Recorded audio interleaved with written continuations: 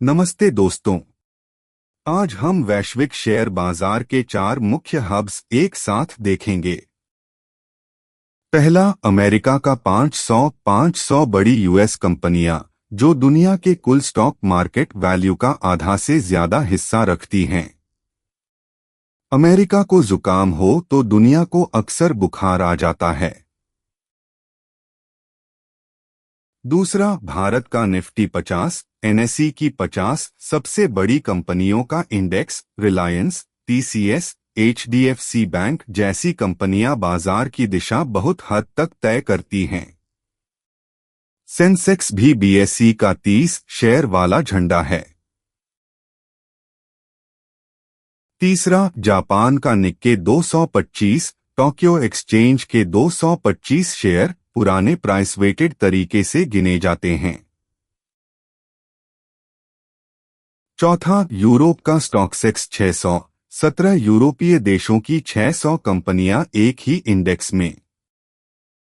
इन चारों की चाल पढ़ना सीख जाए तो अगली सुबह इंडियन मार्केट कैसे खुल सकता है उसका अर्ली सेंस मिलता है। चलिए एक एक करके देखते हैं। इंडेक्स बाजार का थर्मोमीटर है। सैकड़ों शेयरों को एक नंबर में समेटकर पूरा बाजार एक नजर में पढ़ने का औजार। हर इंडेक्स 3 कदमों से बनता है। पहला, कौन से शेयर डालें। दूसरा, किस शेयर को कितना वजन दें। तीसरा, वो नंबर रियल टाइम अपडेट करें। इनमें सबसे जरूरी है दूसरा, वेटिंग मेथड। वही 100 शेयर अलग तरीके से मिलाओ तो इंडेक्स बिल्कुल बदल जाता है। जैसे क्लास की औसत ऊंचाई निकालते समय हर छात्र बराबर गिने या ज्यादा लंबी कदकाठी वाले को ज्यादा वजन दें, जवाब बदल जाता है। उदाहरण, मार्केट कैप वेटिंग बड़ी कंपनी को बड़ा आवाज देता है, बाजार ने कंपनी का साइज कितना डॉलर में आका। दूसरा तरीका शेयर प्राइस से वजन देता है, महंगा शेयर छोटी कंपनी होने पर भी हावी हो सकता है।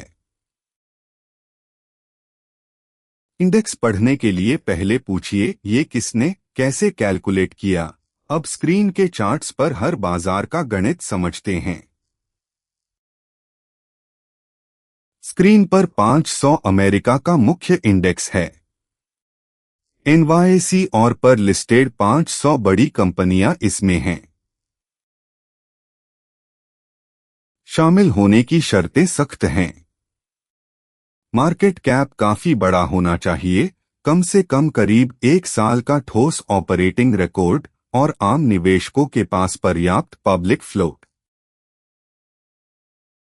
Wait free float market cap से मिलता है, यानी वो शेयर जिन्हें आम लोग डिमैट जैसे खातों से असल में खरीद बेच सकते हैं। बड़ा फ्लोट मार्केट कैप इंडेक्स पर ज्यादा असर। उदाहरण, 5 रुपए लाख करोड़ वाली कंपनी और 50 रुपए लाख करोड़ वाली कंपनी दोनों एक नाम हैं, पर असर करीब 10 गुना अलग हो सकता है।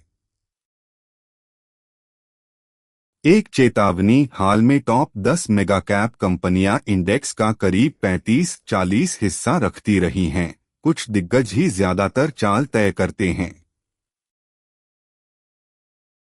मार्च, जून, सितंबर, दिसंबर में सूची ताजा होती है, कमजोर नाम निकलते हैं, मजबूत उम्मीदवार जुड़ते हैं। इससे बेंचमार्क का भरोसा बना रहता है। स्क्रीन पर सेंसेक्स बीएसई का 30 शेयर झंडा है।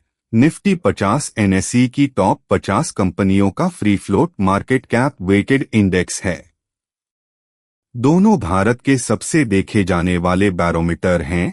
आरबीआई की नीति और घरेलू लिक्विडिटी इन पर साफ असर डालती है। निफ्टी 50 पूरे बाजार का सिर्फ एक स्लाइस है, पर फ्री फ्लोट मार्केट का बड़ा हिस्सा यहीं सिमटता है। फिर भी कुछ दिग्गजों की ओर झुकाव तेज है। ठोस बात, रिलायंस जैसी कंपनियां अक्सर सबसे बड़े वेट्स में रहती हैं और बैंकिंग, आईटी, एनर्जी मिलकर इंडेक्स का बड़ा हिस्सा बनाते हैं। इतनी कॉन्सेंट्रेशन हो तो मिड स्मॉल कैप में अलग निवेश करते समय डाइवर्सिफिकेशन जरूरी हो जाता है, सिर्फ निफ्टी सिप से सब कवर नहीं होता।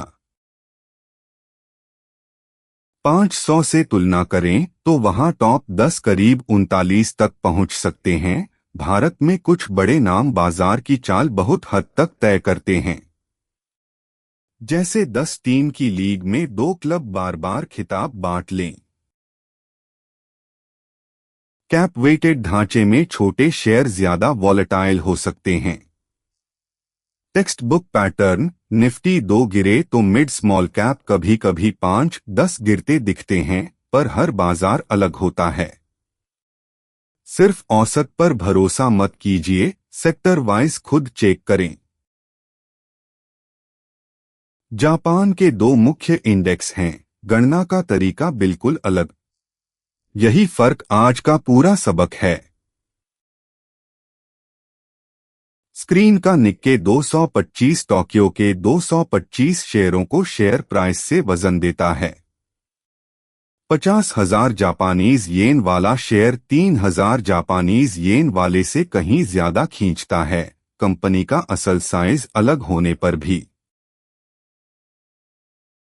टॉपिक्स उल्टा है, करीब 2,000 टोक्यो शेयरों को मार्केट कैप कंपनी के असल आकार से वजन देता है। उदाहरण, टोयोटा निक्के 225 में करीब 1.2 वेट हो सकता है, टॉपिक्स में करीब 3.4। एक ही कंपनी, इंडेक्स बदलते ही करीब 3 गुना फर्क।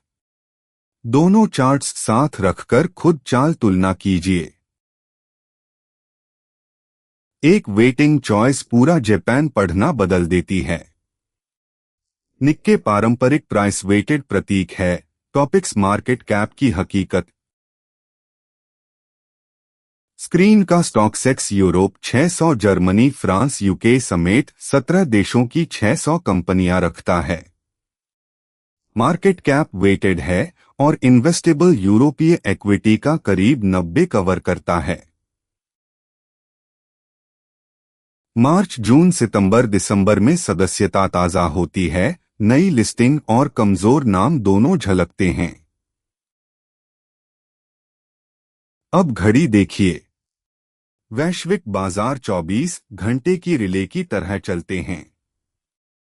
एशिया सोए तो यूरोप जागता है, यूरोप ढले तो न्यूयॉर्क उठता है। भारतीय निवेशक के लिए एनएसई बीएसई सुबह 9:15 से दोपहर 3:30 आईएसटी तक चलते हैं। बंद होने के कुछ घंटों बाद करीब शाम 7-8 बजे आईएसटी डीएसटी के हिसाब से न्यूयॉर्क खुलता है।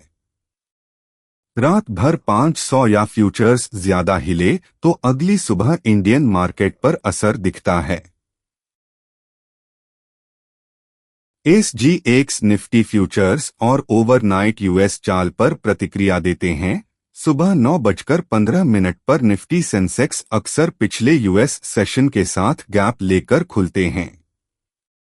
चार्ट पर वो गैप खुद देखिए। पढ़ना आ जाए तो दिन एक कदम आगे शुरू होता है, किसी एक ओवरनाइट मूव को गारंटी मत समझिए। अमेरिका, जापान, यूरोप सब एक ही फ्रेमवर्क इस्तेमाल करते हैं, ग्लोबल इंडस्ट्री क्लासिफिकेशन स्टैंडर्ड की 11 सेक्टर्स। एक ही नक्शे पर 3 क्षेत्रों की तुलना हो जाती है।